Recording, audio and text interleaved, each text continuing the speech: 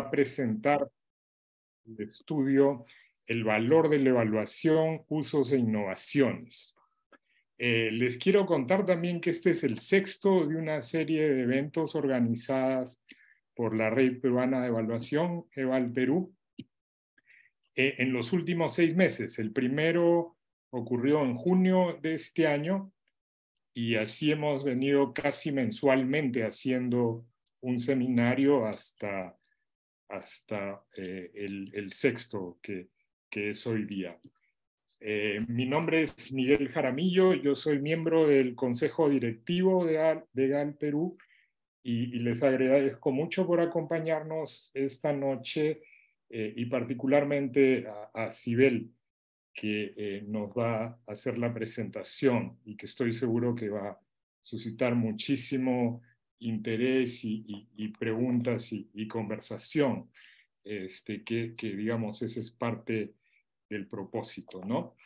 Déjenme, antes de dejarlos con Carlos Javier, déjenme contarles un poquito sobre EVAL Perú. EVAL Perú es una organización, una asociación de profesionales que trabajamos en temas de monitoreo y evaluación y cuya misión es impulsar una cultura de la evaluación en el país, ¿no? Para esto nos organizamos en grupos de trabajo. El grupo de desarrollo de capacidades que ella mencionó es uno de ellos. Pero hay otros, hay un grupo de institucionalización que busca hacer seguimiento a la incorporación de prácticas de evaluación de manera sistemática y en las normativas operativas del sector público. Tenemos también un grupo de trabajo de comunicaciones que tiene a su cargo una página web que les invito a revisar y donde pronto estaremos lanzando un nuevo servicio donde podrán dejar sus currículums, si es, digamos, si están en la posición de buscar un nuevo empleo, una nueva actividad. Y también postearemos ahí las demandas de organizaciones por trabajo en estas áreas del monitoreo y evaluación. No quiero hacerles perder más tiempo, me imagino que están esperando la exposición, así que nuevamente les doy muchísimas gracias por estar con nosotros y le cedo la palabra a Carlos Javier Rodríguez, que nos va a hacer la presentación de nuestra expositora esta noche, Sibel Burga. Gracias. Gracias, Miguel. Buenas noches. Mi nombre es Carlos Javier Rodríguez. Soy igualmente socio de EVAL Perú y en esta oportunidad estaré moderando el presente evento. Para conocer un poco sobre este evento, creo que es siempre recomendable poder plantearse algunas preguntas iniciales, ¿no?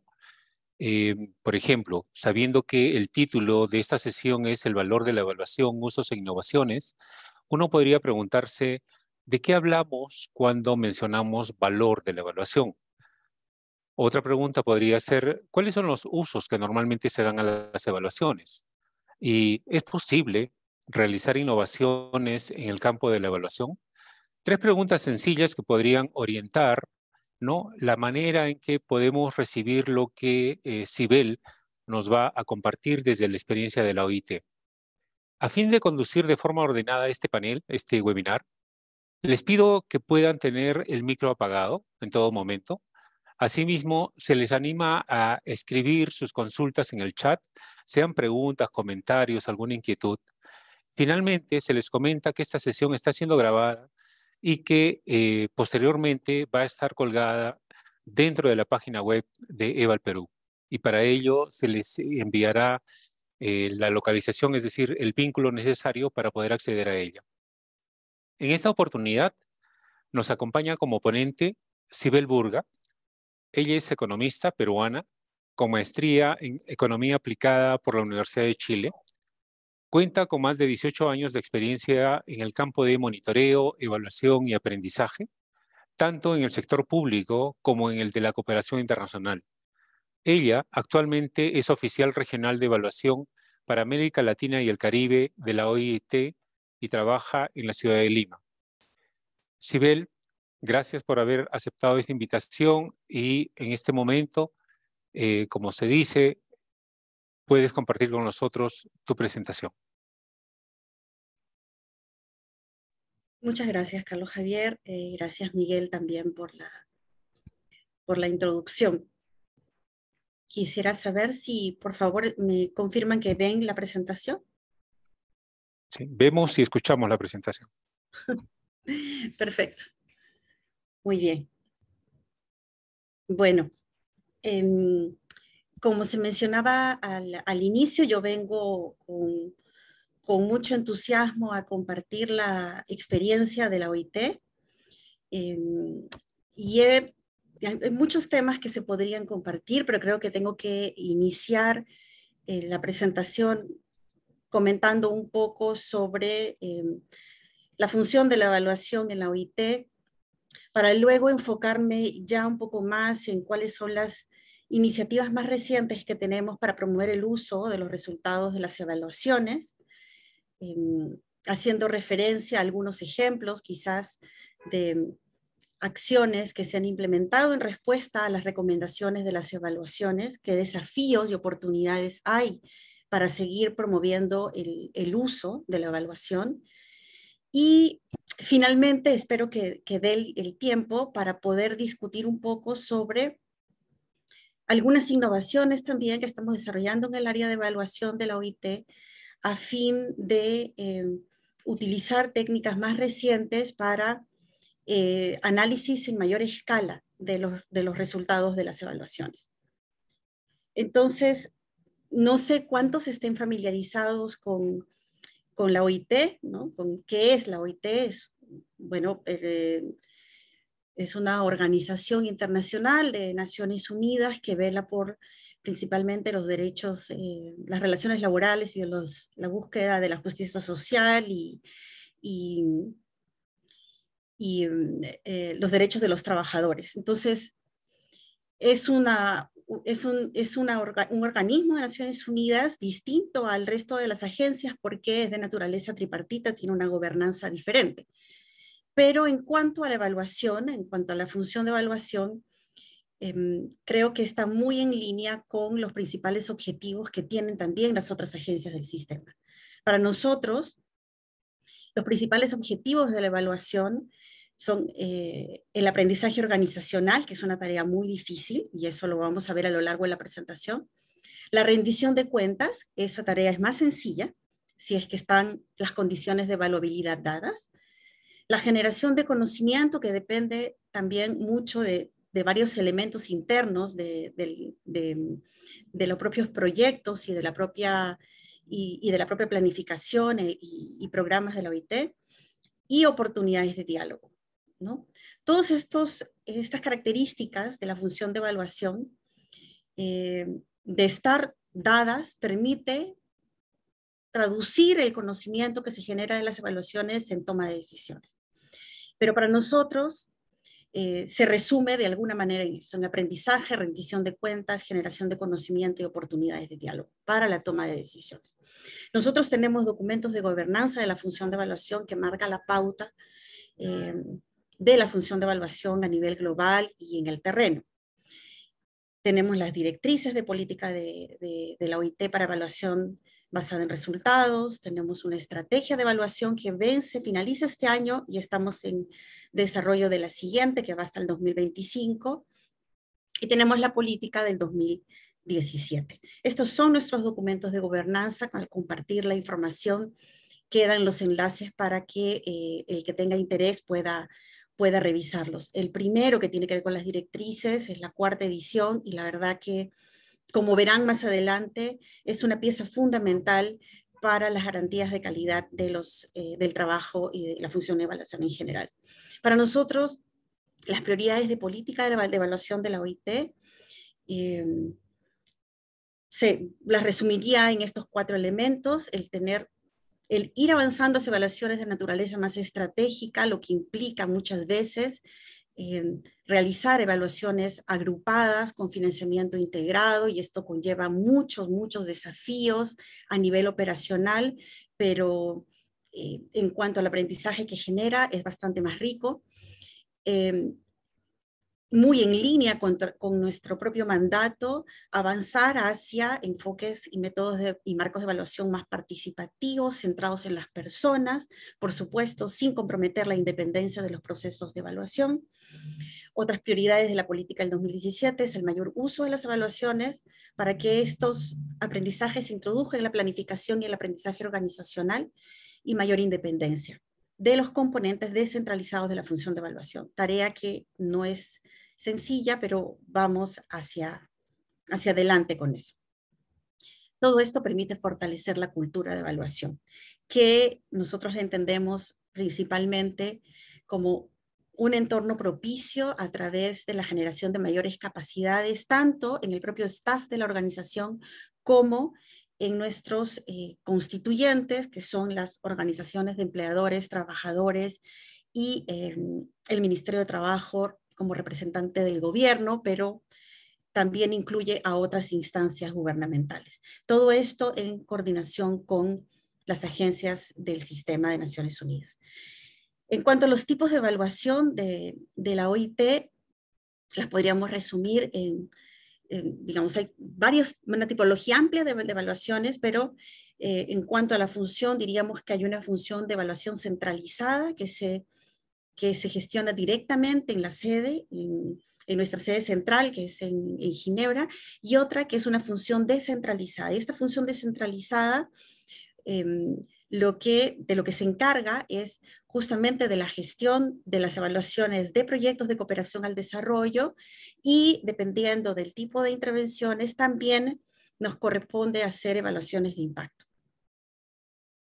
En cuanto a los aspectos a evaluar, la OIT hace, así como el resto de las agencias, diríamos principalmente un tipo de evaluación, ¿no? Que es una evaluación de resultados, pero mirando aspectos del proceso.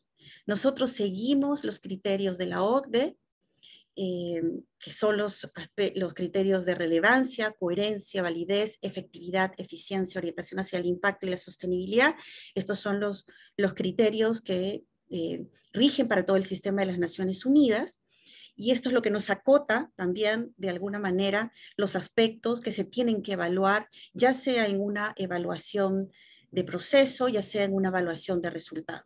Entonces, entendiendo que toda la gestión de la OIT se da a través de un modelo, de una estrategia de gestión basada en resultados, eso quiere decir que todas las intervenciones en principio tienen desde un marco lógico o una teoría del cambio o un modelo lógico. Esto nos permite evaluar aspectos de diseño, aspectos de gestión, evaluación de resultados y evaluación de sostenibilidad. Dependiendo del momento en el que corresponda hacer la evaluación, puede ser una evaluación a mitad de la implementación, una evaluación de medio término o una evaluación final, el énfasis estará en uno u otro criterio.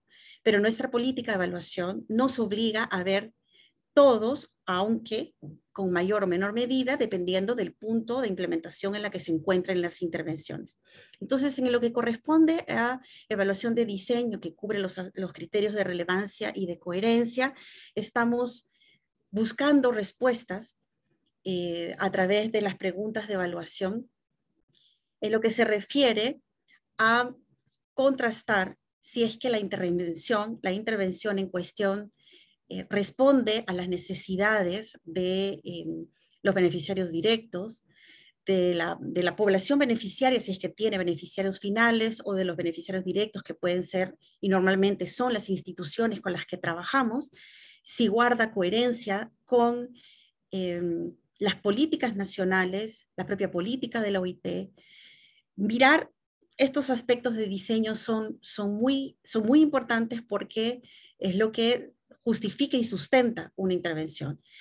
Nosotros hacemos esta evaluación de diseño incorporando en el análisis elementos de obligatoriedad en nuestro mandato que tienen que ver con la incorporación del enfoque de género, el aspecto normativo de la OIT y la atención a grupos vulnerables.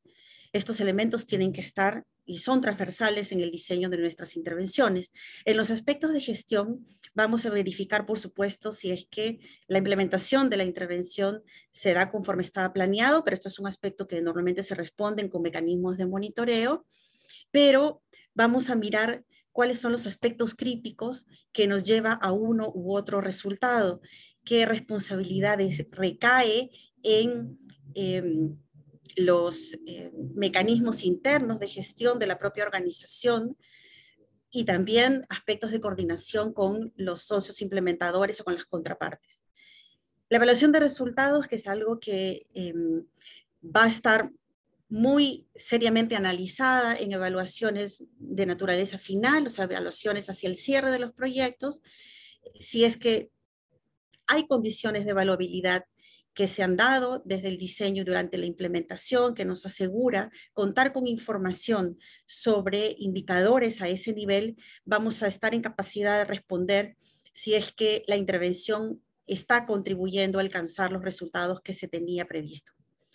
Y en lo que se refiere a evaluación de sostenibilidad, evidentemente vamos a mirar si es que hay chance para que los resultados que se han alcanzado pues perduren luego de la finalización del proyecto. Esto en cuanto a los aspectos a evaluar, esto es muy general porque tenemos casi todo, digamos, estandarizado, ¿no? Aunque se adecúa dependiendo de la intervención.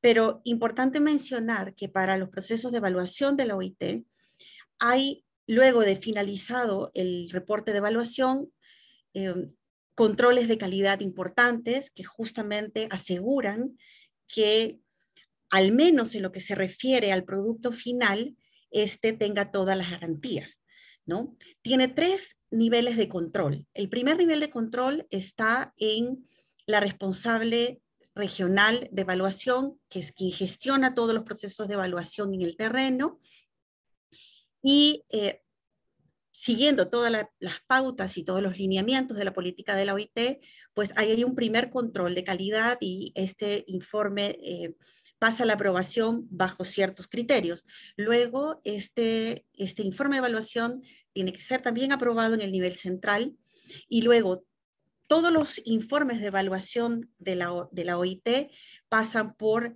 ejercicios de valoración externa de calidad. Este sistema, digamos, permite justamente contar con las garantías necesarias para que estemos listos para promover el uso de las evaluaciones. En el caso de las Américas, en particular, los resultados de las valoraciones externas nos muestran que hay un alto nivel de calidad en los reportes de evaluación y además esta calidad va creciendo a lo largo de los años. Esta es una mirada muy general en cuanto a la función de evaluación de la OIT. Por supuesto, todos los detalles están en los materiales que voy a compartir, que tiene que ver con los documentos de gobernanza de la organización. Hay muchísima información vinculada a la propia gestión de la información, pero como no es el objeto de la discusión, permítame pasar al siguiente punto, que tiene que ver con las iniciativas para promover el uso de las evaluaciones. A ver, este punto es, este aspecto, digamos, de los procesos de evaluación es lo que permite promover la cultura de evaluación, pero es un aspecto muy complejo de viabilizar en la práctica.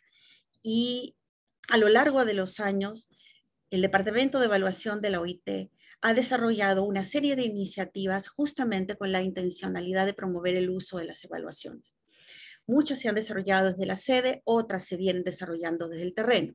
Entonces, por ejemplo, el desarrollo de la plataforma de evaluación, que es el Eval Discovery, que es una plataforma pública, ¿no?, en la que todos pueden tener acceso, brinda acceso justamente público, estamos hablando de cualquier persona puede ingresar, y le da visibilidad a los productos de evaluación.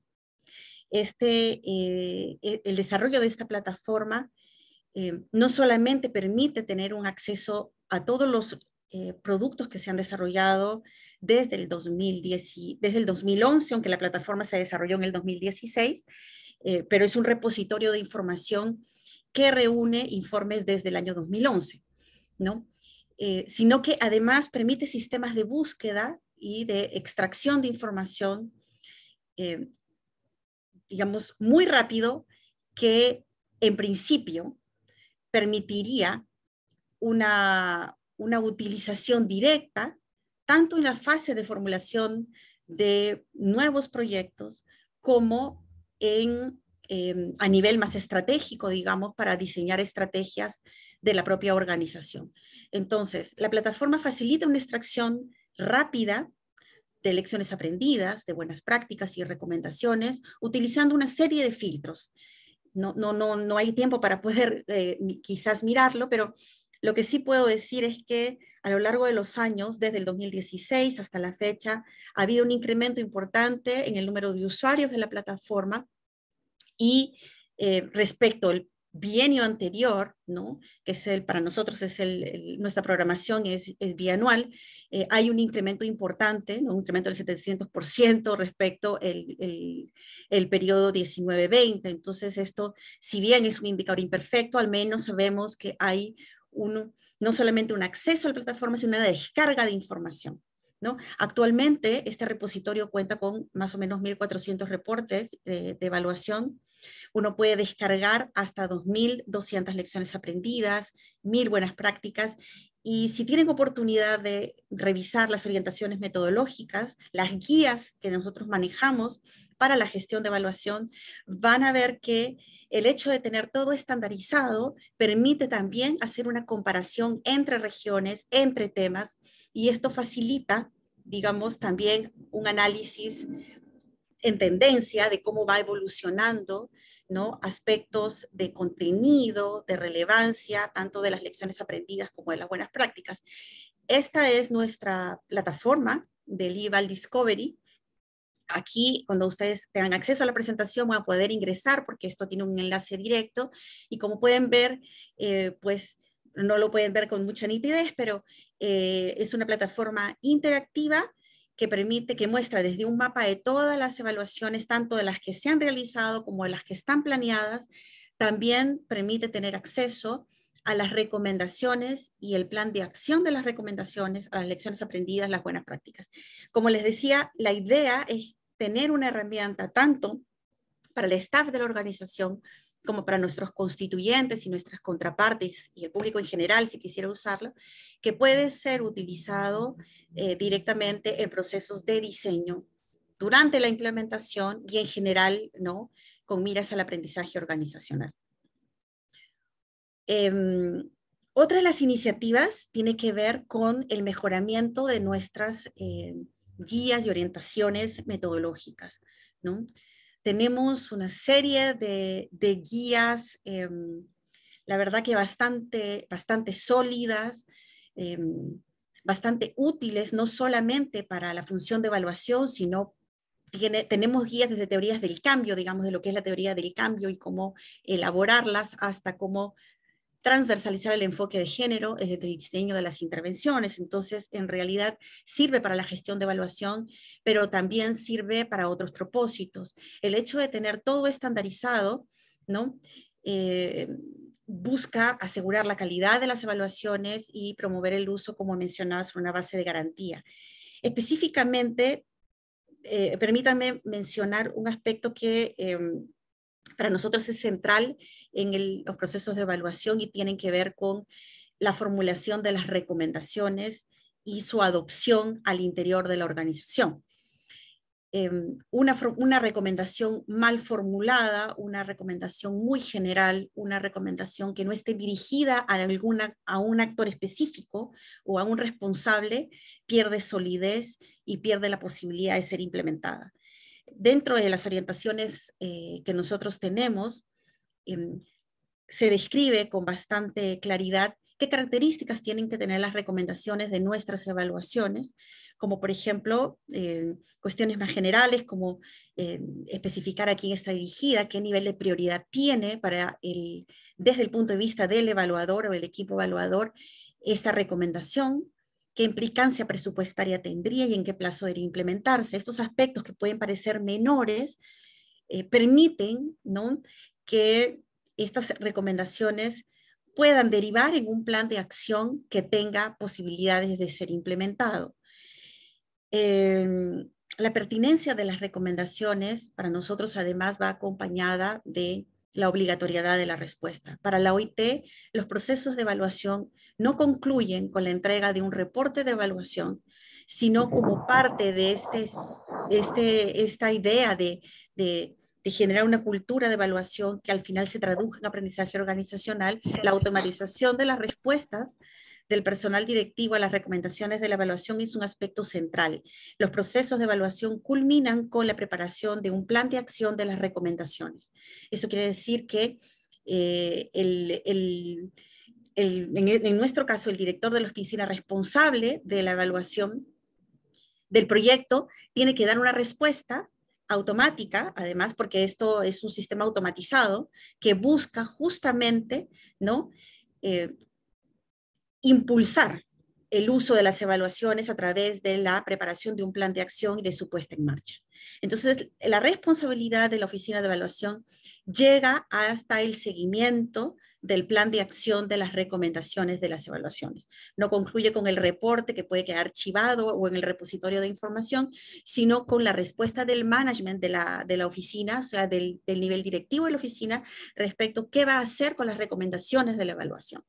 Y esto es importante porque esta es la manera de ir generando cambios. En cuanto a lo que venimos haciendo desde el nivel regional, esto es el nivel central, estas iniciativas se vienen desarrollando desde el nivel central, en lo que corresponde a las iniciativas que la propia región viene desarrollando. Un elemento central es ir cada vez mejorando los reportes de evaluación, siguiendo siempre, por supuesto, los lineamientos de nuestra propia política, ¿no? El tener recomendaciones específicas sin ser corsés para los gerentes de proyecto es algo importante, porque recomendaciones generales no nos sirven. Entonces, la función de un gestor de evaluación de la OIT es justamente hacer informes, asesorar y acompañar a los equipos evaluadores también para tener informes ejecutivos, informes sustantivos de naturaleza más estratégica con recomendaciones que puedan ser implementables, que sean viables, ¿no?, y que sean apropiables por parte de la gerencia de proyectos. Ahora, hay una limitación porque nosotros tenemos dentro de la propia implementación de los proyectos distintas audiencias y por lo tanto a veces llegar con informes de 150 páginas, por supuesto, o informes de 100 páginas, ¿no?, es algo difícil de trasladar a los distintos actores con los que trabajamos. Entonces, una línea de trabajo en la que venimos, digamos, en la que venimos haciendo innovaciones y adecuaciones, tiene que ver con los productos de evaluación complementarios. Estos productos de evaluación complementarios a los reportes técnicos de 100 páginas, de 80 páginas o a veces hasta de 170 páginas, ¿no?, facilita, ¿no?, primero promueve el uso de las evaluaciones al tener un lenguaje más amigable, ¿no? Entonces tenemos documentos que pueden ser muy extensos, que al final quedan en notas rápidas de 5 páginas, ¿no?, que concentra lo más sustantivo de los hallazgos y de los aprendizajes y recomendaciones de estas evaluaciones, pero que además están acompañados de productos que están más centrados en las personas, pueden ser historias de vida que se derivan del propio ejercicio de evaluación, o sea, no estamos hablando de que son historias de vida que el gestor de proyecto propone, sino que bajo ciertos criterios los equipos evaluadores eligen estos casos y profundizan en ellos a través de técnicas más cualitativas y construyen historias de vida alrededor de estos casos identificados.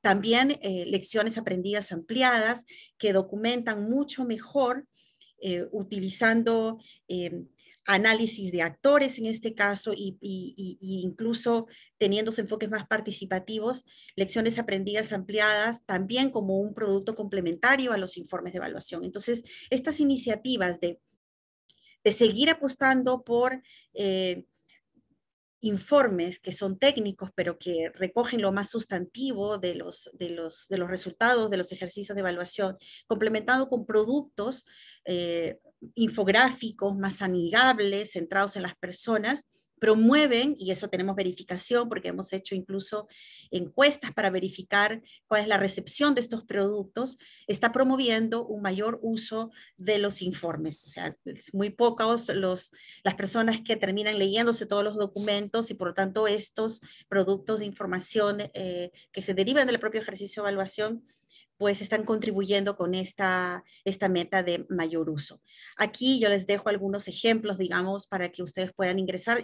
Todo está en la plataforma de eEval Discovery, porque todos los informes de evaluación luego que son aprobados, como les mencionaba, se ponen a disposición del público en general y no solamente los reportes de evaluación, sino también pues, los productos complementarios como las notas de difusión, las historias de vida y las lecciones aprendidas ampliadas. Este material es más corto, tiene material también acompañado de infografía, que pues invita a revisar los resultados de evaluaciones que pueden ser un poco más densos, ¿no? Otro, y este es el último elemento en cuanto a las iniciativas para promover el uso desde las Américas, ha sido la conformación de un comité regional de monitoreo y evaluación liderado por el nivel directivo.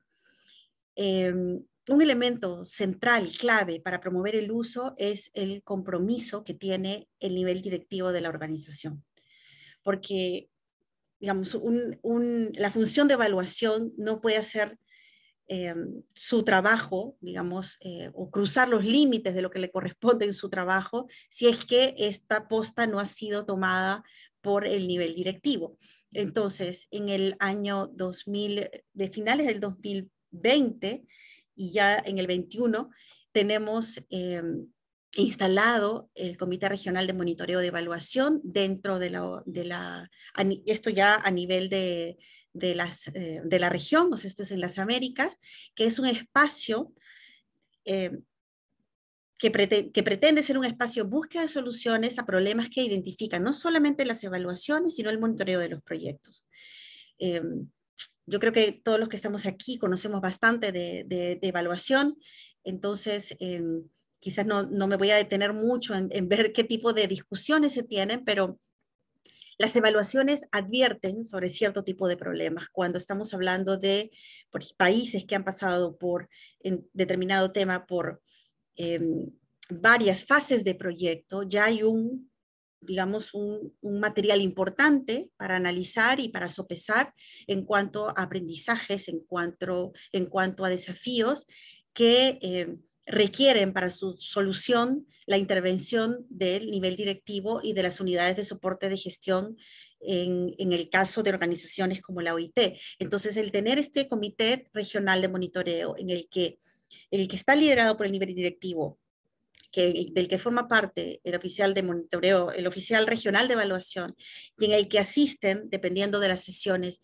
los coordinadores de los proyectos, permite encontrar en ese momento soluciones a problemas que están afectando el normal desempeño de los proyectos. Muchas veces problemas que, por ejemplo, para citar algunos casos que me parecen importantes, ¿no? Las evaluaciones de la OIT siempre advierten que hay muchas dificultades en el arranque de los proyectos porque los procesos de contratación de personal toman mucho tiempo.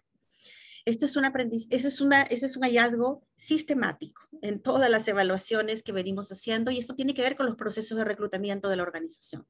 Entonces, hay proyectos que están en una fase inicial y que los sistemas de monitoreo internos de la organización empiezan a advertir que hay retrasos, sumado a hallazgos de evaluaciones de medio término de proyectos, de, por ejemplo, de un mismo socio, llevar todo esto a la discusión del comité, teniendo en este espacio a las distintas unidades de soporte, y por unidades de soporte me refiero al área de recursos humanos, me refiero al área de finanzas, permite en ese espacio encontrar soluciones inmediatas.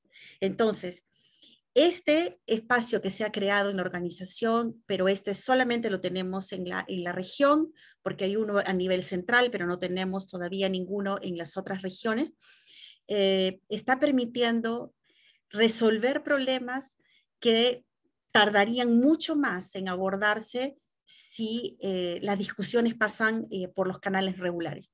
Entonces, a este espacio se llevan los aprendizajes de las evaluaciones, se llevan los hallazgos más comunes y específicos de evaluaciones recientes, y pues en un diálogo con todas las unidades competentes, pues se encuentran o se están encontrando soluciones que permiten acelerar la implementación de nuestros proyectos. Esto en cuanto a las iniciativas, estas son algunas de las de las que considero más importantes que se vienen implementando en la Oficina de las Américas.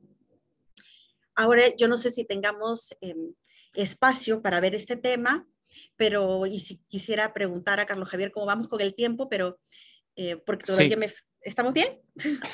Sí, digamos, si lo podrías ir concluyendo en los siguientes 15 minutos, sería excelente. Bueno, entonces voy a ir solamente con algunos ejemplos. Yo mencionaba hace un momento que los procesos de evaluación de la OIT concluyen no con la entrega del reporte, sino con la preparación del plan de acción de las recomendaciones. Entonces, para citarles, por ejemplo, ¿no?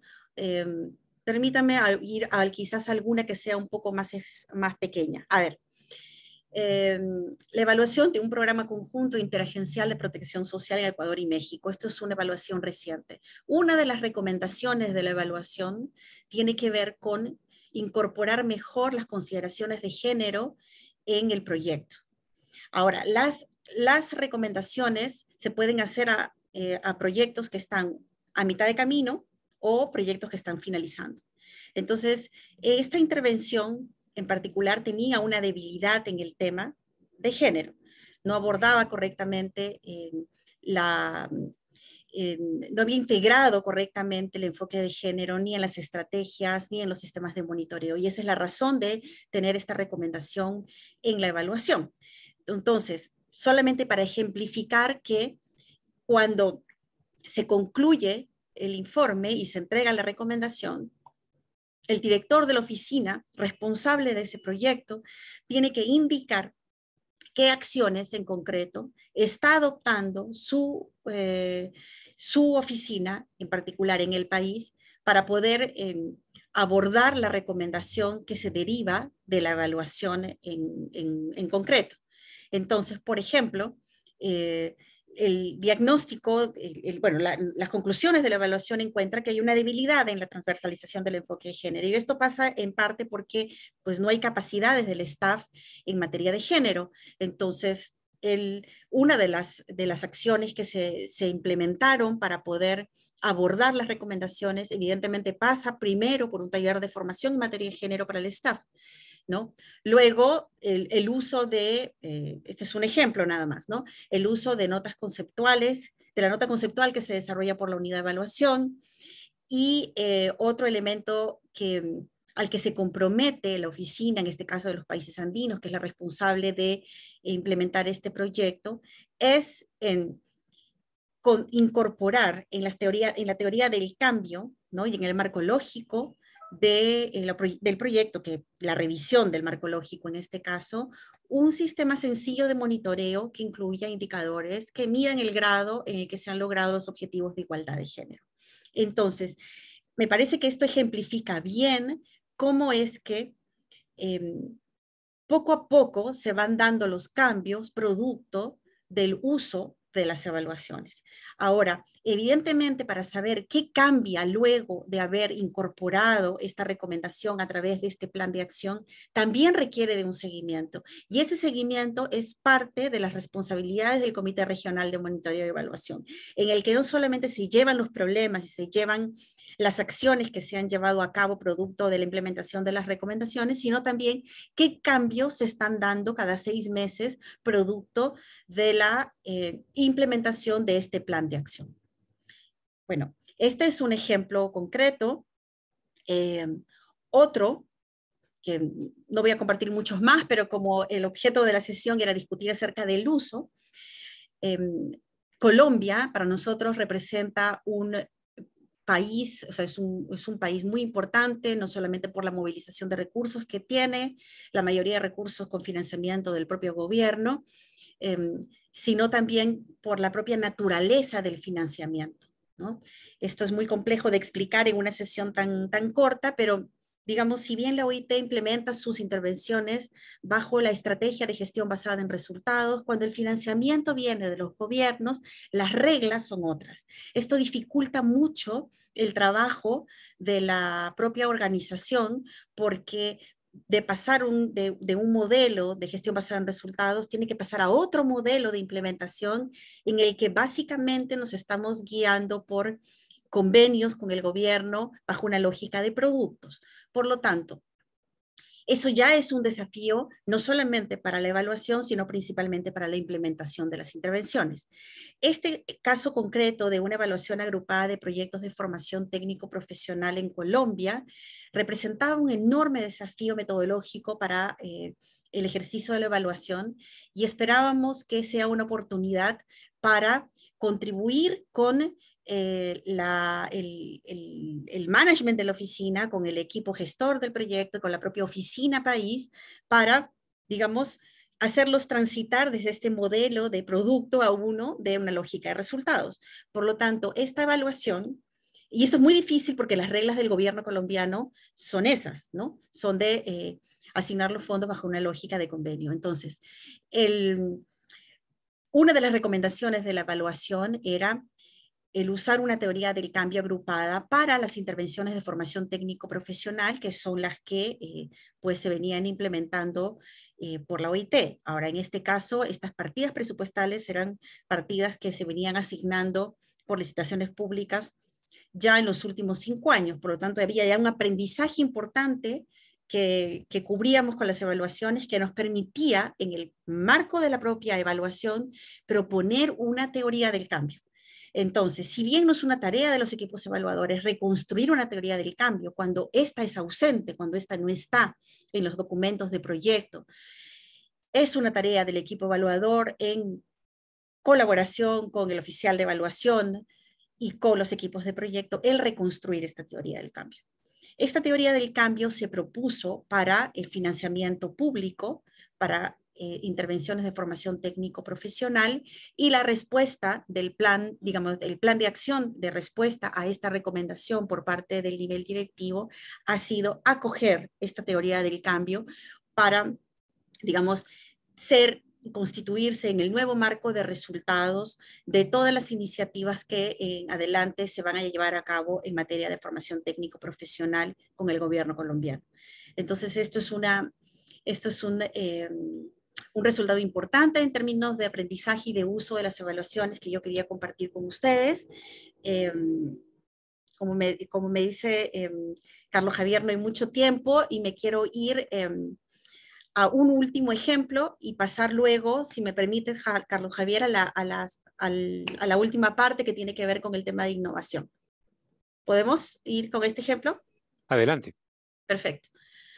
El último ejemplo tiene que ver con la evaluación de los planes nacionales de prevención y erradicación de trabajo infantil. Esta es una evaluación que se hizo en el año 2016 para digamos, generar un aprendizaje que permitiera al gobierno de Argentina formular un tercer plan nacional de prevención y erradicación del trabajo infantil. Esto es dentro de la política de evaluación de la OIT, este no es un ejercicio obligatorio. La OIT tiene ejercicios obligatorios en materia de evaluación y este no es un ejercicio obligatorio y se hace con otra línea de financiamiento. Es importante mencionar porque además de evaluarnos a nosotros mismos, el trabajo que hacemos, también contribuimos con evaluaciones de este tipo. Entonces, los planes nacionales de prevención y erradicación del trabajo infantil de Argentina, que en esa época ya tenían 2 acuestas, que cubría el periodo 2005 al 2010 y el 2011 al 2015, adolecían ambos de lo mismo, ¿no? Y era el no haber tenido la posibilidad de haber pasado por una instancia de planificación estratégica que permitiera construir una teoría del cambio solvente que incorporara estos problemas, digamos, esta naturaleza multidimensional del trabajo infantil en el diseño de un plan nacional. Entonces, con un sistema de medición, con indicadores y metas que sean elaboradas a partir de una revisión histórica de las estadísticas que se tenía en el país. Entonces, la evaluación de estos 2 planes nacionales generan un insumo de información sumamente relevante para el diseño del tercer plan. El plan de acción de esta evaluación ya nos decía en el año 2016 que lo que se iba a hacer en ese momento a nivel del Ministerio de Trabajo de Argentina, ¿no? Era fortalecer al equipo técnico de la Comisión Nacional para poder, digamos, justamente afrontar la tarea de desarrollar el nuevo plan bajo el parámetro, los lineamientos de un planeamiento estratégico que involucrara la construcción de una teoría del cambio.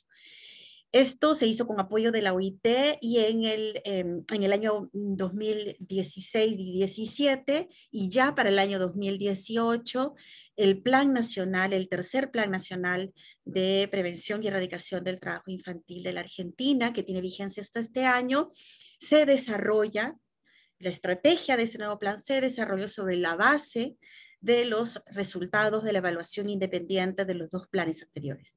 Esta me parece una referencia importante en materia de política pública, que los invito a revisar porque están los enlaces puestos cuando tengan un poco de tiempo. Ahora, este tercer plan, por cierto, está siendo evaluado en este momento. Perdón, había olvidado que venía desafíos y oportunidades para el uso de los resultados de las evaluaciones. Muy rápidamente, porque creo que quizás los que estamos presentes ya pueden deducir también un poco a partir de lo que se ha discutido, ¿no? Lo que yo he comentado es la parte, digamos, más simpática y las buenas noticias que tenemos al interior de la organización, pero persisten los desafíos. Y una manera de verificar que todavía hay problemas en acoger las recomendaciones es porque a lo largo de los años, digamos, hay algunas recomendaciones que siguen apareciendo en los procesos de evaluación, como por ejemplo, fortalecer los mecanismos de monitoreo y evaluación, pasar de un sistema de medición de producto a uno de resultados, seguir fortaleciendo y mejorando los planes de sostenibilidad de los proyectos, teniendo, digamos, la construcción de una estrategia de salida desde el inicio. Hay muchos temas que se vienen repitiendo, pero también es cierto que hay muchas mejoras. Ahora, dentro de la observación que hemos venido, digamos, si dijéramos qué observamos a lo largo de los años que pueden ser elementos de un entorno poco propicio para poder acoger estas recomendaciones de las evaluaciones, alguno de estos elementos podría ser, por ejemplo, el tener plazos muy cortos para la formulación de los proyectos, ¿no? Para la fase de diseño tanto de proyectos como de la propia programación del bienio de la organización. Hay poco tiempo para acoger los aprendizajes de las evaluaciones. Va mejorando, pero hay poco tiempo. También hay una discontinuidad en el seguimiento a nivel técnico dentro de la oficina luego que los proyectos finalizan. Los proyectos cierran y la persona que encargada del seguimiento se va. Y no hay la capacidad para absorber todo ese conocimiento y hacer un seguimiento a los grandes resultados, digamos, que se encuentran en la evaluación final, por ejemplo, de un proyecto. Los mecanismos de monitoreo y evaluación también siguen siendo débiles, digamos, y esto podría llevar a una discusión bastante mayor, ¿no? Y también hay un insuficiente seguimiento a la implementación de las recomendaciones cuando estas están dirigidas a actores externos a la organización. No hay capacidad para esto, ¿no? También hay todavía debilidad para tener enfoques más participativos en los procesos de evaluación que involucran a nuestros departamentos técnicos de la sede y a especialistas temáticos en las propias oficinas. No hay una estructura de incentivos, no quiero decir castigos, digamos, pero no hay una estructura de incentivos todavía consolidada que promueva todavía de una manera más insistente el uso de las evaluaciones. Y tampoco, creo yo, y esta es su mea culpa, hay suficiente tiempo para discutir sobre la viabilidad de las recomendaciones. Las oportunidades, creo que no, de repente no hay mucho tiempo para verlo, porque había todo un grupo de slides sobre esto, pero oportunidades hay cuando hay evaluaciones de medio término, sin duda hay más chances de acoger las recomendaciones. El uso de técnicas como el aprendizaje automático, que es algo que vamos a ver después, también representa una oportunidad para apropiarse del conocimiento que se genera con estos informes de evaluación. El desarrollo de una herramienta de diagnóstico del grado de sostenibilidad de los proyectos a partir del área de evaluación también ha sido una oportunidad importante. No hay tiempo para presentar esta parte porque sé que ya el tiempo está quedando corto, pero yo los invito a revisar esta herramienta es una herramienta que hemos diseñado en el área de evaluación de la oficina regional para medir el grado de sostenibilidad de los proyectos. Pretendíamos generar una herramienta que con métricas lo más objetivas posibles, porque todas las métricas están, digamos, debidamente sustentadas para ser utilizadas para determinar un puntaje específico sobre criterios de cumplimiento. Tenía como propósito ser una herramienta de apoyo para los gestores de proyectos, ¿no? Los gestores de proyectos normalmente piensan en la sostenibilidad de las intervenciones hacia el cierre del proyecto, y ese es un error. La apuesta por desarrollar este tipo de herramientas era permitirles a los equipos gestores pensar en la sostenibilidad desde la fase de diseño. Entonces, una herramienta como esta, al aplicarse en la etapa inicial, permite tener un diagnóstico rápido de qué tan bien o mal está integrado el enfoque de sostenibilidad desde el diseño. Estamos teniendo muy buenos resultados con el uso de esta herramienta y ya quizás habrá otra oportunidad para compartirla. Esta es la última parte, Carlos Javier. Es un poco larga, así que quizás me voy a ir rápido en algunos temas y en otros pues quedará como material de consulta. A ver, en el año 2022 hemos desarrollado con el apoyo de un equipo consultor que estaba integrado por un especialista es un especialista temático en cuestiones de género y también en un especialista en computer scientist, digamos, en un especialista en manejo de algoritmos, ¿no? Hicimos un team con el equipo de la propia OIT para realizar una suerte de metaanálisis, pero que nosotros le llamamos una revisión síntesis de cómo en los últimos 10 años la OIT ha incorporado el enfoque de género tanto en sus intervenciones de cooperación al desarrollo como en su trabajo regular a través de la programación país. Ahora, si uno no hay oportunidad de explicar, digamos, en detalle qué tipo de información estamos hablando, pero lo que sí uno puede intuir es que es un volumen enorme de información. Estamos hablando de 6 bienios, estamos hablando de un periodo muy largo digamos, un periodo muy largo de referencia, ¿no? En el que las técnicas tradicionales no nos servían para poder ofrecer, digamos, información de naturaleza más estratégica para la organización en un momento en el que distintos diagnósticos nos decían que la OIT está incorporando muy débilmente el enfoque de género en sus intervenciones. Entonces, lo que dijimos en ese momento fue, bueno, si nos vamos por el camino tradicional, un equipo consultor a lo más podrá revisar 30 reportes de evaluación y hacer un metaanálisis. Entonces, ¿y cómo llegamos a esos 30 reportes? Pues hay muchos criterios que se utilizan y casi todos están sesgados. Entonces, intentemos una metodología nueva, ¿no? Y en estas discusiones que nos inclinamos por utilizar estas técnicas de aprendizaje automático para el procesamiento del lenguaje natural, que nos ayudaría a construir un índice de contenido de género y al mismo tiempo, por complemento, un índice de ceguera de género, que al final nos permitía hacer un filtro de un conjunto de reportes que al final podían ser analizados de una manera más tradicional, ¿no? Entonces, para compartir con ustedes algunos de los aspectos más importantes de esta revisión síntesis que recién ha concluido, el propósito era justamente evaluar el grado de transversalización de la perspectiva de género, ¿no? Y distinguir al mismo tiempo qué tan efectiva había sido la transversalización en las diferentes dimensiones que tradicionalmente manejamos en el área de evaluación, ¿no? En las dimensiones de relevancia, de coherencia, de monitoreo, evaluación, efectividad, impacto y sostenibilidad. Y la idea era identificar, digamos, aciertos, desafíos en las distintas etapas del ciclo de vida de una intervención, desde la planificación, implementación, hasta la evaluación. Un tema que nos llevó algún tiempo fue conceptualizar el tema de género. No es fácil y hay mucha discusión sobre esto y no pretendo, no soy especialista en el tema de género, así que no me quiero explayar en este tema, pero nosotros utilizamos nuestro marco de referencia, que es el marco de Naciones Unidas, ¿no? Y el género entonces queda abordado en el estudio como cuestiones o asuntos relacionados a las características, roles, actitudes, comportamientos y responsabilidades culturalmente atribuidos a hombres y mujeres. Eso quiere decir que el tema de identidad de género en esta oportunidad queda fuera del marco de referencia de la investigación, ¿no? En este caso, la definición no solo alude a mujeres y hombres, sino a las relaciones entre ambos sexos, relaciones de poder, discriminación y exclusión. El enfoque que se utiliza es un enfoque transversal, ¿no?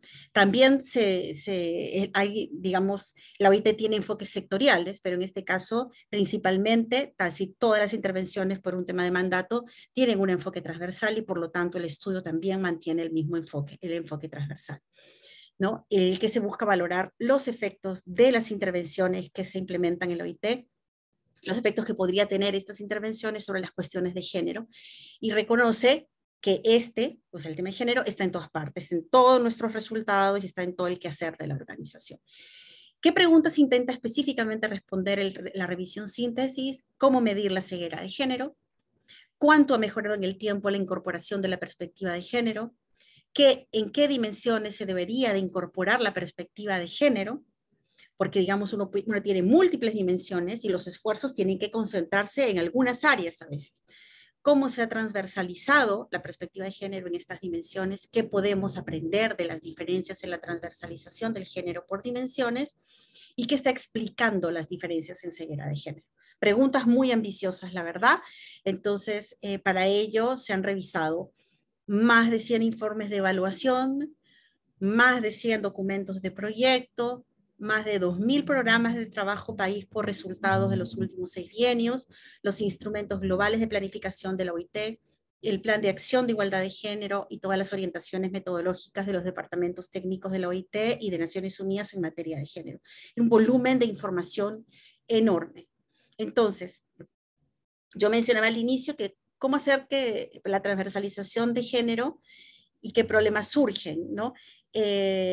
Cómo hacer la evaluación de la transversalización, ¿no? Entonces, de una manera tradicional, uno seleccionaría una muestra de toda esta documentación para valorar, digamos, los criterios que nos interesan, porque analizar de toda la documentación todo esto es imposible, ¿no? Ustedes se imaginarán, es una tarea titánica para cualquier equipo evaluador, y además, en los plazos que uno tiene normalmente para hacer estos estudios, esto es inviable. ¿Qué problemas surgen al hacer esto? Tenemos en este momento, digamos, si nos ponemos a pensar, cuando llevamos al siguiente paso, ¿no? El de la selección de una muestra, podemos tener un problema de validez externa o podemos tener un problema de validez interna. Un problema de validez externa podríamos tener cuando, pues, pecamos por generalización de conclusiones, cuando una muestra de reportes de evaluación y en general de documentos de proyecto no es lo suficientemente representativa del universo, ¿no es cierto? Entonces, Ese es un problema que debilita, ¿no?, las conclusiones que se obtienen de la investigación. Ahora, si la muestra es muy conveniente, digamos, lo que vamos a hacer es, vamos a subestimar normalmente los desafíos, y si las muestras son excesivamente aleatorias, a veces vamos a dejar casos que pueden tener mucho, digamos, conocimiento, pero por ser pequeños quedan fuera.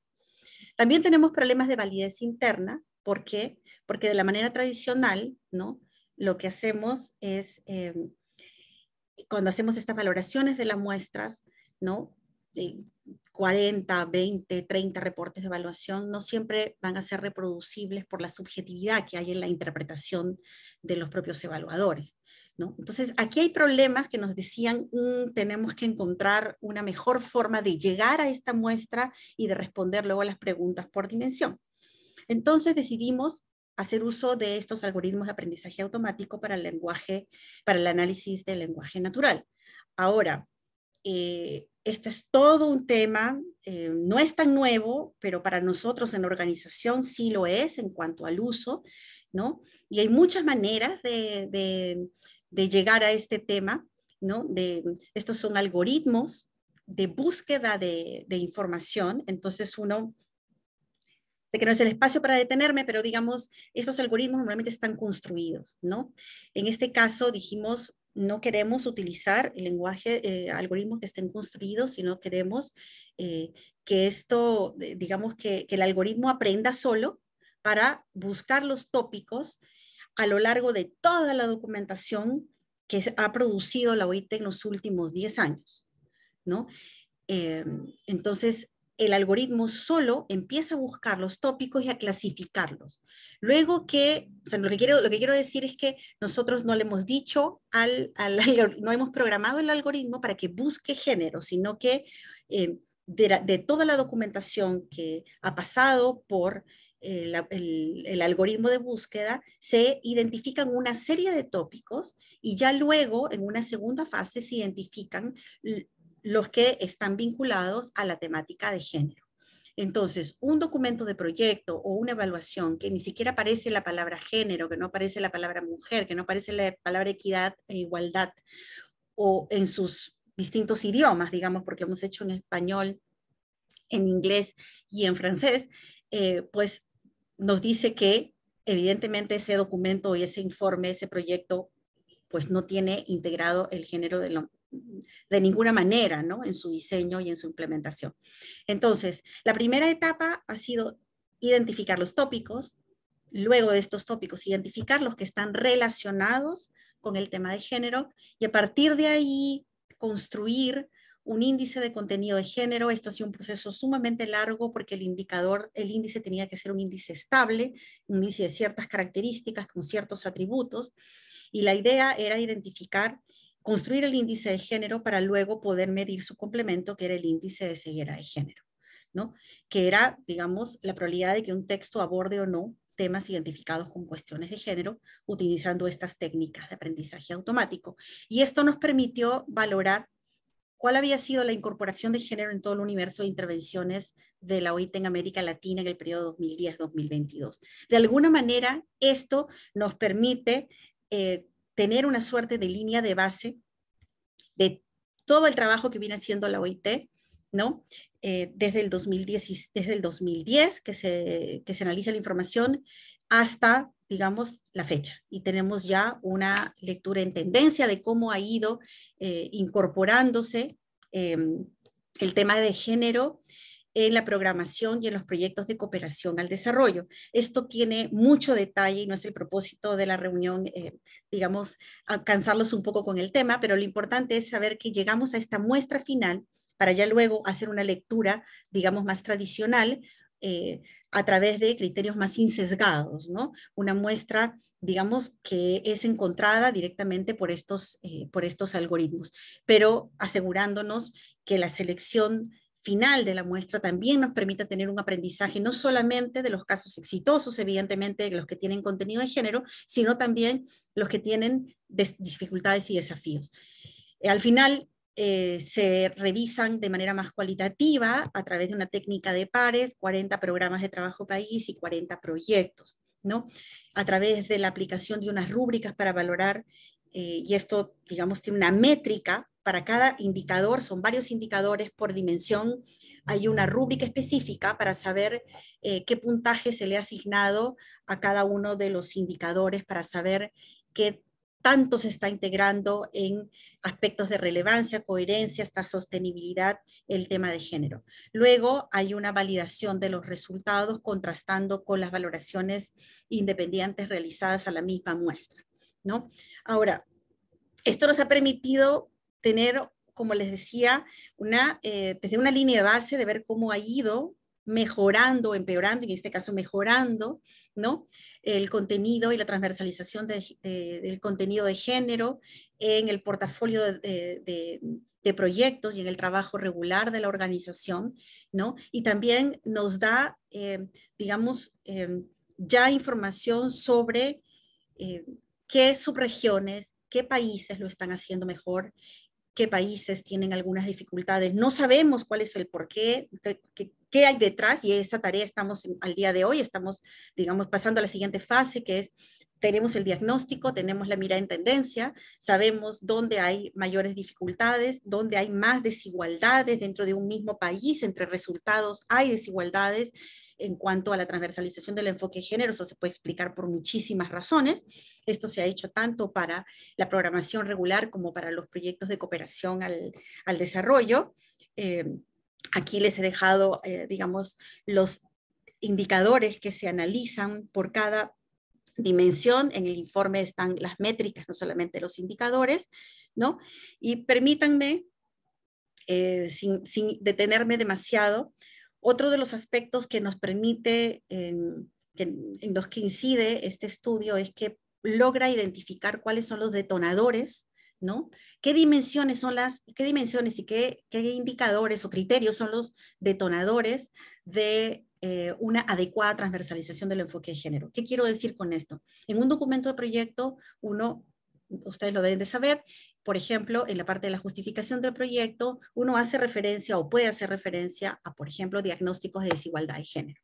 ¿No es cierto? Entonces ahí, digamos, hay una primera referencia en la que se puede hacer al tema, y así a lo largo, digamos, del documento de proyecto y de la etapa de implementación, uno puede encontrar, digamos, ciertos aspectos y ciertas áreas en las que uno puede encontrar las referencias a la incorporación del enfoque de género. Entonces la idea era ver, ok, de todas estas posibilidades que hay de encontrar género en un proyecto o en una programación estratégica, si yo lo encuentro digamos, en la teoría del cambio, si lo encuentro a nivel del monitoreo, lo encuentro en la justificación o lo encuentro en la estrategia de sostenibilidad, ¿cuál de todas estas apariciones, digamos, en las distintas etapas de la planificación me dicen o me dan más chances de al final tener resultados que contribuyan a un efecto más transformador en materia de género?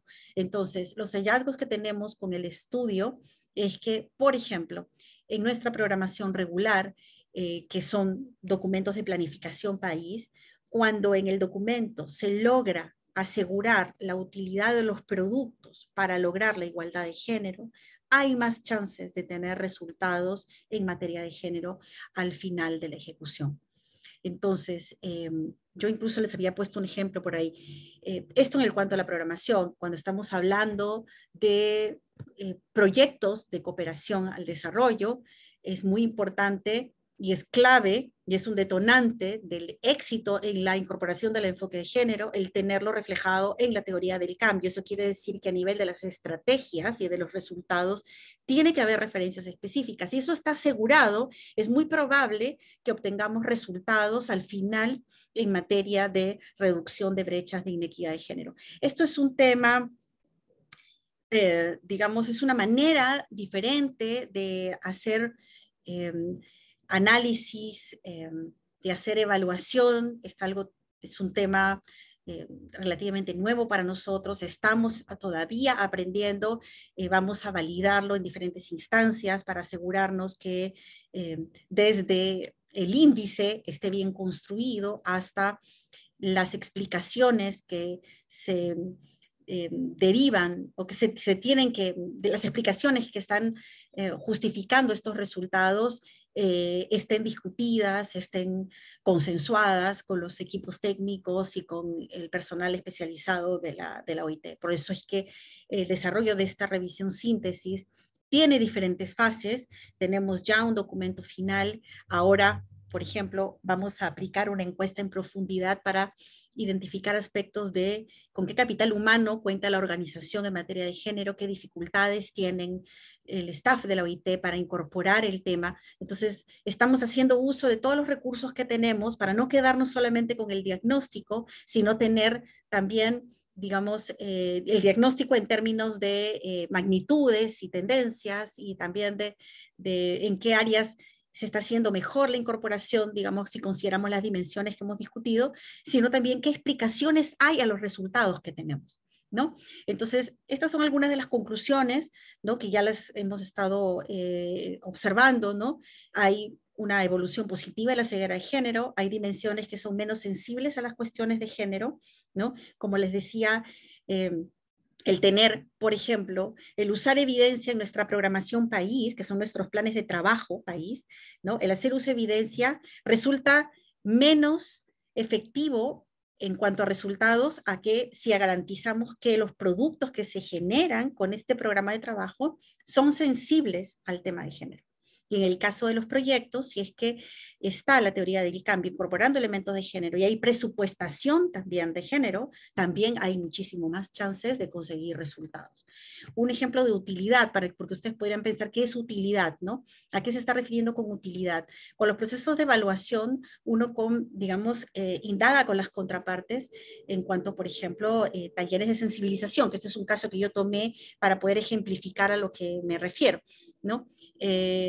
Si es que en estos, un proyecto como el de promoción de políticas para trabajadores con responsabilidades familiares, estamos hablando de indagar por la utilidad de los talleres de sensibilización para, entre los distintos actores, ser capaces de poner temas en agenda vinculados a este tema.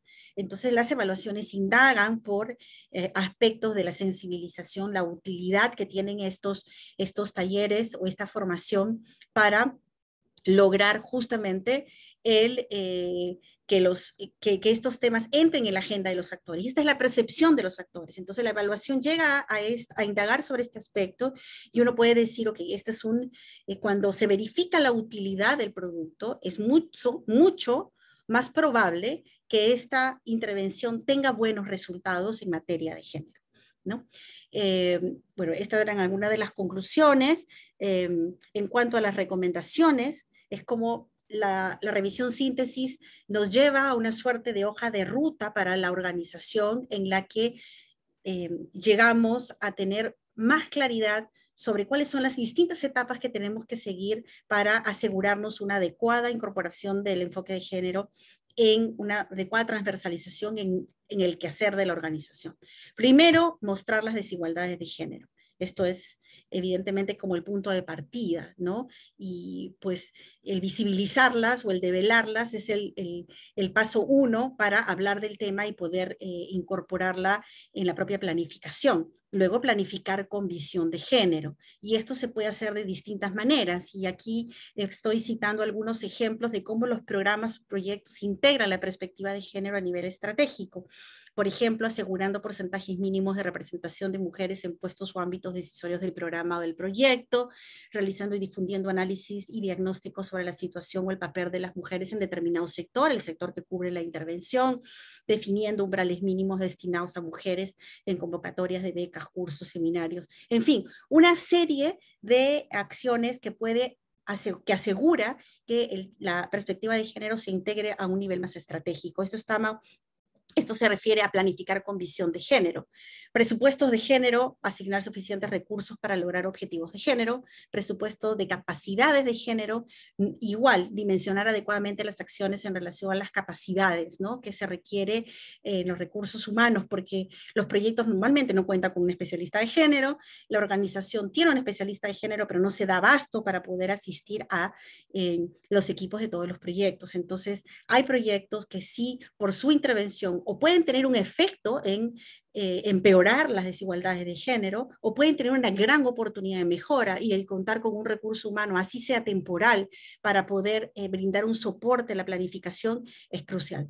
Monitorear la ceguera de género también, y esto tiene que ver con desarrollar sistemas de alerta temprana a la ceguera de género para corregir sobre la marcha cualquier brecha que se esté generando, ¿no? Aquí también están algunas consideraciones sobre la formulación de indicadores de resultados sensibles al género.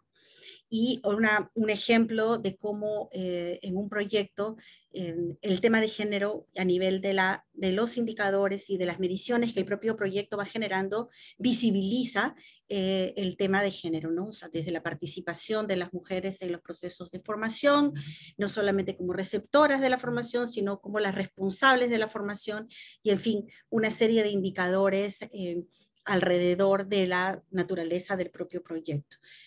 Las últimas tres se refieren a evaluar con perspectiva de género, lo que implica valorar y documentar adecuadamente cómo la intervención ha incrementado o reducido las brechas de género, y por eso es que todas las evaluaciones de la OIT tienen orientaciones muy específicas para incorporar en el diseño de sus propios instrumentos la perspectiva de género, comunicar los resultados de género y construir capacidades de género.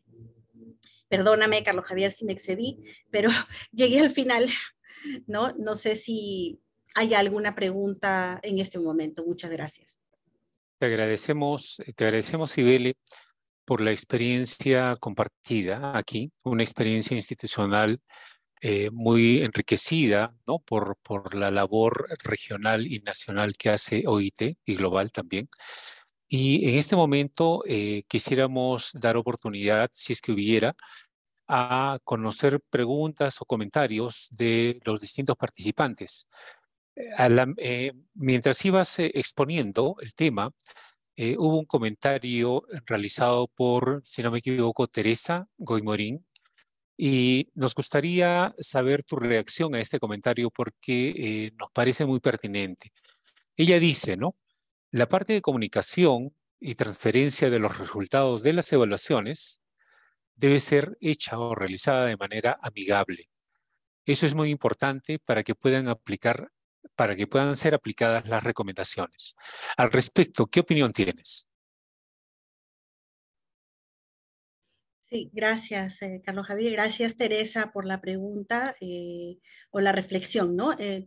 Yo estoy totalmente de acuerdo contigo, y por eso es que comentaba sobre los esfuerzos que venimos desarrollando en el área de evaluación regional en, de alguna manera, traducir estos informes de evaluación enormes de más de 100 páginas en documentos amigables que y contengan lo más sustantivo de los aprendizajes que dejan las evaluaciones. Ahora, pero no es solamente eso, porque yo no llegué a quizás explayarme un poco en la parte de los desafíos, pero nosotros hemos avanzado mucho con material infográfico y no solamente, digamos, extrayendo lo más importante, no tengo oportunidad de mostrarlo, pero lo más importante de las evaluaciones, sino además visibilizando la voz de los actores. Hay una sección dentro del material infográfico que tiene la voz de los actores. Y eso es bien importante porque para todas las contrapartes que trabajan con nosotros,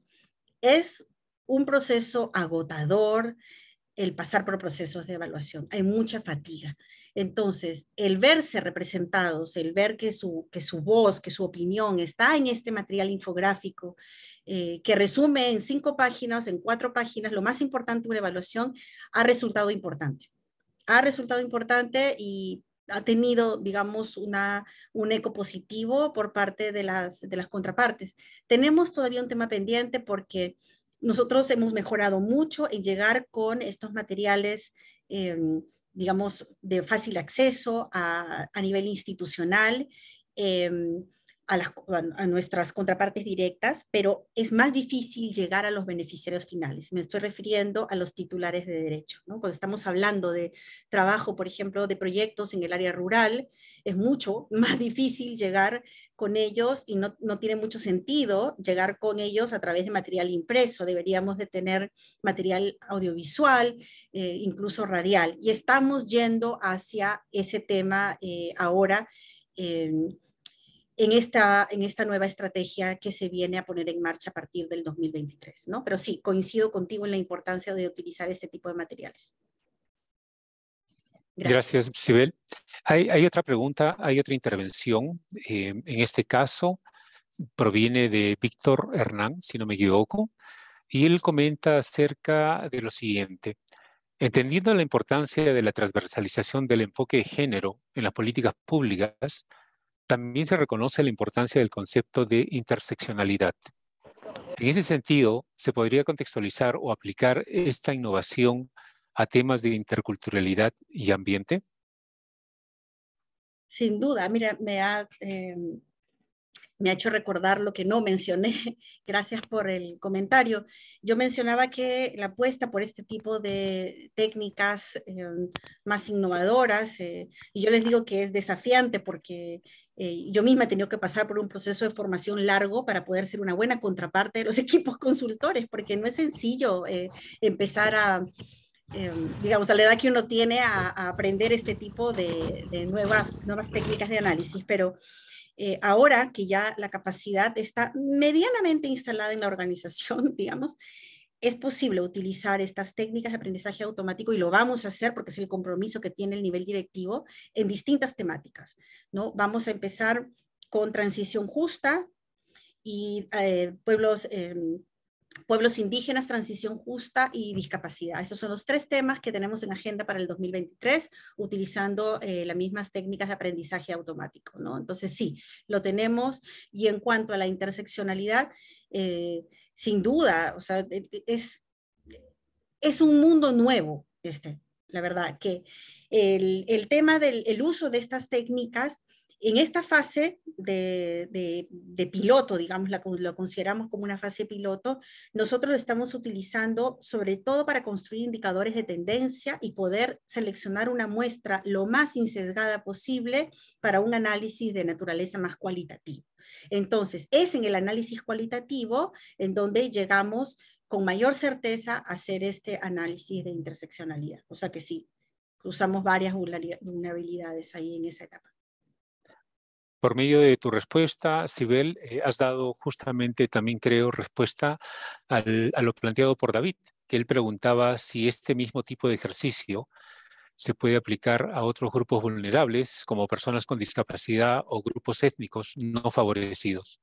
No sé si algo más quieres agregar al respecto. O sea, mira, yo creo que este es una primera investigación que estamos haciendo, seguramente va a tener margen de mejora. Hemos querido compartir ese primer reporte con el equipo de UN Women, por ejemplo, con mi contraparte en UN Women. UN Women lo ha revisado, hemos tenido retroalimentación de parte de ellos, ¿no? Porque son, digamos, la agencia autorizada para temas de género, ¿no? En el tema de discapacidad tiene más desafíos, pero el punto de partida inicial, que es el reconocimiento de los distintos tópicos que aborda la OIT, ¿no? Es una tarea que va a ser relativamente sencilla de hacer y de hecho ya lo hemos hecho. Entonces ahora viene ya a reunirse con especialistas para identificar en la segunda etapa, ¿no? Luego de que los tópicos han sido identificados, ¿no? Cómo es que deberíamos de hacer la búsqueda de temas de discapacidad en toda la producción que hace la OIT, como lo hemos hecho en el caso de género. Entonces, nosotros tenemos la posibilidad de hacerlo al interno y esperaría que lo hagamos con relativo éxito, pero ahí compartiremos los avances de cómo nos va en el 2023 con este tema, ¿no? Pero, digamos, el principal material de referencia para el análisis con estas técnicas de aprendizaje automático está en la propia organización. ¿no? Está en sus estrategias y en sus planes y en sus políticas globales, y es a partir de esos documentos que el algoritmo busca y aprende, identifica cuáles son los temas y cómo es que estos temas deberían de aparecer, digamos, en relacionamiento a otros en la producción de la OIT. Y esto aplica para investigaciones, para publicaciones, para la planificación, o sea, tiene mucho potencial de uso, ¿no? Y la ventaja es que lo podemos hacer a escala. Así que yo diría que esto lo podría concluir sobre este punto, Carlos Javier. Muchas gracias, Cibele, por todos tus aportes y por las respuestas, digamos, dadas a los participantes. En este momento queremos agradecer a nuestra ponente, Cibel Burga, y a todos los asistentes por las preguntas planteadas, por los comentarios. A modo de conclusión, queremos tan solo rescatar o proponer las siguientes tres ideas o tres aspectos que han sido planteados a lo largo de la presentación hecha por Cibel y que de alguna manera han formado parte de este diálogo, de este breve diálogo entre preguntas y respuestas. La primera idea que rescatamos de este webinar es la importancia de una definición de una política de evaluación. En este caso, Cibel nos ha compartido cómo es que al interior de la OIT, así como existen lo mismo en otras agencias de Naciones Unidas, hay una política de evaluación, es decir, hay un conjunto de documentación que define un enfoque, que define el propósito, que define una estrategia, así como las responsabilidades que están de por medio cuando se quiere sacar adelante procesos de evaluación. Eso es muy importante. Lo segundo es que, digamos, todas las evaluaciones, si bien lo que tienen como propósito es la creación o el levantamiento de evidencia para ver si funcionó o no la intervención, al final lo que se busca es que las recomendaciones que son derivadas de las evaluaciones sean aplicadas. Y para que sean aplicadas, esto requiere todo un proceso de análisis fino con los actores y con las contrapartes para poder identificar de qué manera poder llevar hacia la práctica, ¿no? aquello de lo que las recomendaciones nos proponen, ¿no? Hacer, cambiar, tal vez limitar o ampliar. Y la tercera y última es que hemos podido ir viendo a lo largo de la presentación realizada por Cibele que existen diversas modalidades de comunicación de los resultados de la evaluación. Y eso es, digamos, algo que hoy en día es muy importante, sobre todo el uso también de las redes sociales como para poder comunicar los resultados de las evaluaciones. Además de haber presentado estas ideas o esta síntesis de lo tratado aquí, lo que quisiéramos es también invitarlos a ustedes a participar en las próximas sesiones que EVAL Perú estará organizando en el marco de las acciones de fortalecimiento de capacidades en evaluación a lo largo de este año, aunque ya faltan pocos meses, pocas semanas para que termine. Y les pedimos, por favor, que estén atentos a las novedades que aparecen en la página web de EVAL Perú, que ustedes ya conocen, y también les pedimos que puedan contestar el cuestionario, ¿no?, de evaluación, ya que estamos en este contexto, el cuestionario de evaluación de esta sesión. Finalmente, lo que quisiéramos es que pudiéramos registrar una foto de recuerdo de esta sesión. Para ello, les pedimos, por favor, si pueden prender sus cámaras, encender sus cámaras y permitirnos, por lo tanto, tomar una fotografía que sirva de, digamos, de recuerdo, de evidencia de esta sesión y que permita, ¿no?, que cualquier persona pueda tener también allí, digamos, la propia evidencia de su propia participación. Gracias. Entonces vamos a tomarnos unos segundos, por favor, para poder tomar la fotografía. Miluska, ¿nos avisas, por favor?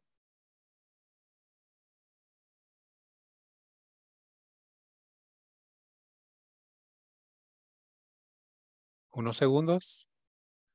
Uno.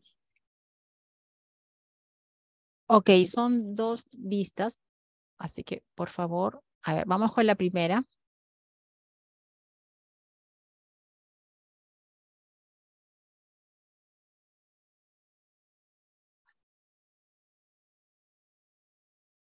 Ahora la segunda. Un ratito más. Ok, listo. Gracias. Gracias. Nuevamente les agradecemos a todos y especialmente a Sibel por su participación y por haber compartido la experiencia de la OIT en términos de evaluación. Muchas gracias a todos y todas y damos por concluido la sesión Muchas de hoy. gracias. Gracias. Muchas gracias. Gracias. Adiós. Gracias. Muchas gracias. Bendiciones. Gracias. Gracias a todos. Gracias.